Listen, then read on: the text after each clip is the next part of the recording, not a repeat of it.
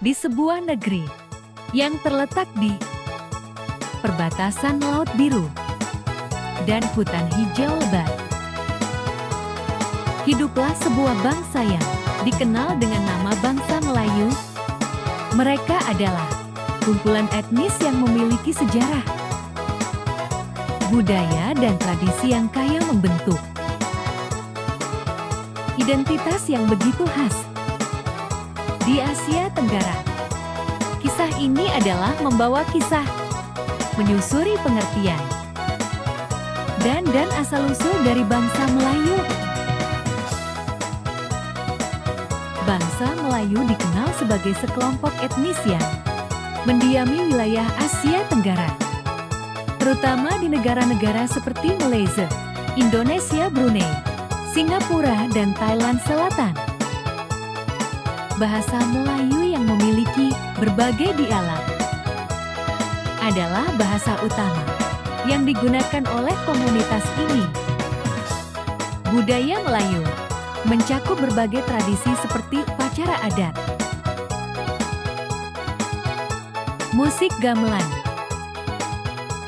Aryan Zapin, dan seni bela diri silat. Raden Aditya, seorang pemuda dari kampung nelayan di pesisir Semenanjung Melayu.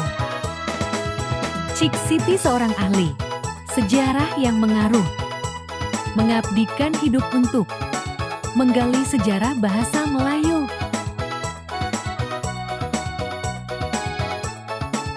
Identitas bangsa Melayu sangat dipengaruhi oleh agama Islam yang dianut oleh mayoritas penduduk Islam dalam memainkan peran penting di dalam kehidupan sehari-hari, hukum, dan budaya Melayu. Raden Aditya dalam pencarian untuk memahami akar budayanya sering mendatangi masjid tua di kampungnya, tempat ia belajar tentang nilai-nilai dan tradisi Islam yang dijunjung tinggi oleh masyarakatnya. Ki Siti memulai penelitiannya dengan 3 teori utama yang mencoba menjelaskan asal-usul bahasa Melayu. Teori asal-usul bangsa Melayu. Cik Siti memulai penelitiannya dengan 3 teori mencoba menjelaskan asal-usul bangsa Melayu. 1. Teori Yunan. Nenek moyang bangsa Melayu berasal dari wilayah di Tiongkok Selatan. Mereka berimigrasi melalui semenanjung Indonesia menuju semenanjung Melayu dan kepulauan sekitarnya. Dalam penelitian ini, Ti menemukan bukti-bukti arkeologis yang menunjukkan kesamaan antara artefak yang ditemukan Yunan dan artefak di semenanjung Melayu. Yang kedua, teori Nusantara. Teori ini menunjukkan bahwa menurut teori ini, bangsa Melayu berkembang secara mandiri di kepulauan Nusantara tanpa migrasi besar dari luar.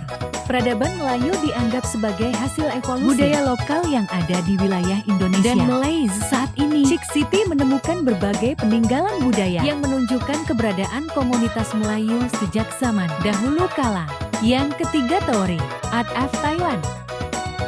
Teori ini menjelaskan yaitu nenek moyang bangsa Melayu berasal dari Taiwan, melalui Filipina dan Kalimantan ke Asia Tenggara sekitar 4.000 tahun yang lalu. Mereka membawa serta budaya maritim dan pertanian. Bukti linguistis menunjukkan adanya sesama bahasa antara masyarakat di Taiwan dan komunitas di Asia Tenggara.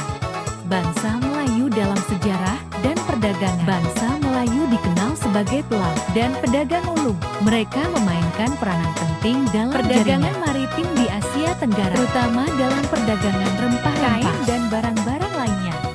Raden Aditya yang kemudian menjadi seorang saudagar, menyadari betapa pentingnya peran leluhurnya dalam memperkaya budaya Melayu melalui perdagangan. Jalur perdagangan ini tidak hanya meningkatkan ekonomi, tetapi juga membawa pengaruh dari berbagai peradaban, seperti India, dan Arab yang memperkaya warisan Melayu melalui perjalanan. Ini Raden Aditya dan Cik Siti menyadari bahwa pengertian dan asal-usul bangsa Melayu adalah topik yang kompleks, namun kaya akan sejarah, Dengan menggabungkan penelitian arkeologis, linguistis, dan sejarah, kita dapat memahami etnis utama di Asia Tenggara, bagaimana bangsa Melayu terbentuk dan berkembang menjadi salah satu kelompok perdagangan maritim. Identitas dan budaya mereka harus berkembang. Peradaban yang mereka temui melalui jaringan mencerminkan pengaruh dari berbagai kisah. Ini mengingatkan kita akan pentingnya memahami akar budaya dan sebagaimana sejarah kita membentuk identitas kita hari ini.